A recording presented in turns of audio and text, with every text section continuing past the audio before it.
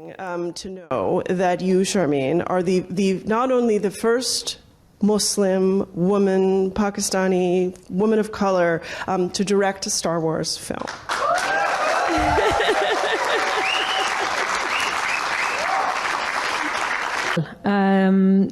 When I was offered Star Wars, I began to think about what is it that I've done in my career that would speak to telling the Star Wars story. Part of everything, I am a storyteller and an activist. On January 3rd, 2024, Disney dropped the biggest bombshell ever. That is, a woman will be directing Star Wars. Yeah! Put a chick in it and make her name it gay! And we all saw this clip going around of this newscaster woman introducing Sharmeen and how she's an activist. And then it was all about the woman power. Also the first woman and the first person of color to direct a Star Wars film. Stop it! Right now. You know, I'm very thrilled about the project because I think what we are about to create is something very special.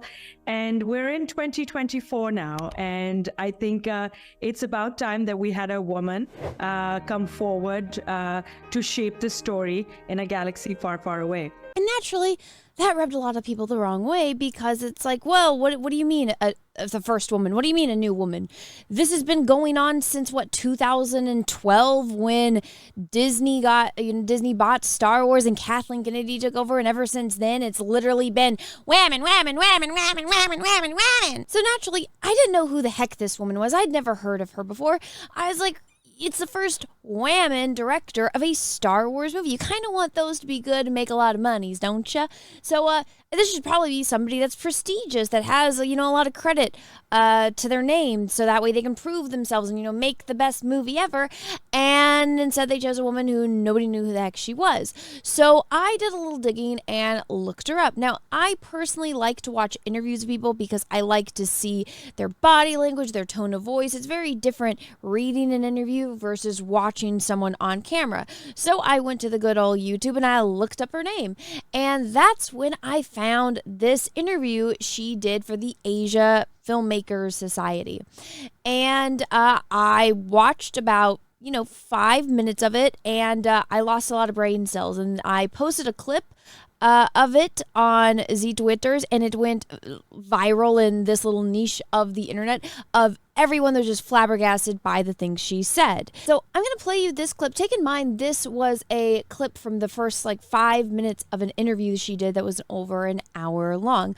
I have since watched the rest of that interview, and we will get to that shortly because she actually talks about Star Wars in it. But I want you guys to see this first. I want you guys to hear this first. Remember what she says here before you hear what she has to say about Star Wars. So here we go. Part of everything, I am a storyteller and an activist. And my body of work over the last 20 years has been guided by my activism. And every single piece of work that I've ever created has a piece of activism in it. It could be very overt or it could be covert, but it is there. And I think that as a storyteller, I'm not sure if all of you know this, but I'm not a trained filmmaker. So I never went to film school. I went to Smith College and did my undergraduate and studied economics and political science like a good Pakistani girl. And then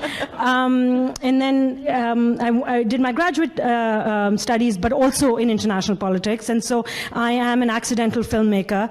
So take that in mind. She's an activist, and there's activism in every single thing she does. Now, like I said earlier, this interview is about an hour long, and I watched maybe 5-8 minutes of it because I was just losing brain cells after that whole activism spiel.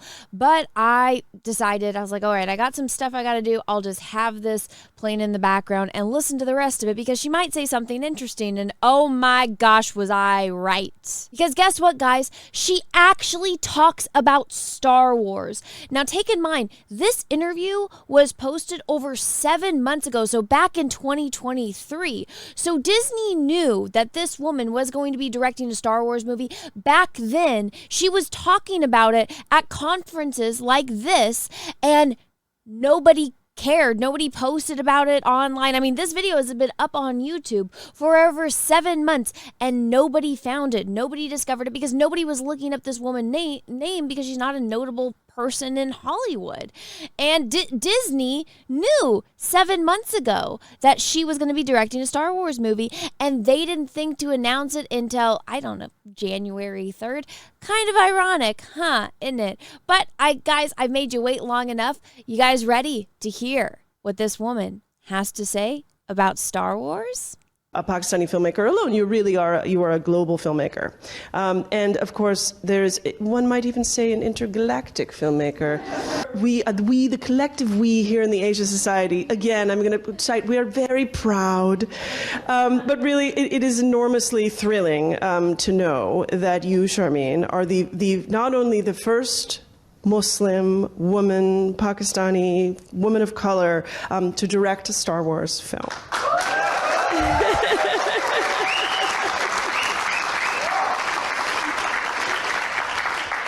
And while we also know that much is shrouded in secrecy, I do want to ask you a little bit, again, you talked about how you are at heart a storyteller and an activist. And I wondered if you could talk a little bit about sort of your own relationship with story structure and with Star Wars, and if you could just tell us a little bit about what drew you to this. When I was offered Star Wars, I began to think about what is it that I've done in my career that would speak to telling the Star Wars story.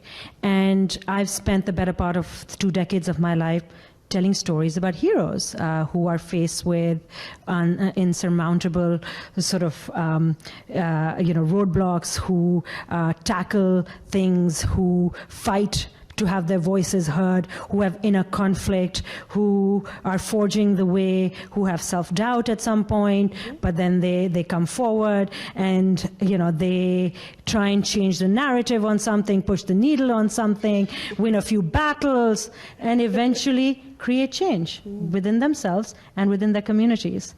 And if you strip Star Wars of everything, that's what Star Wars is all about.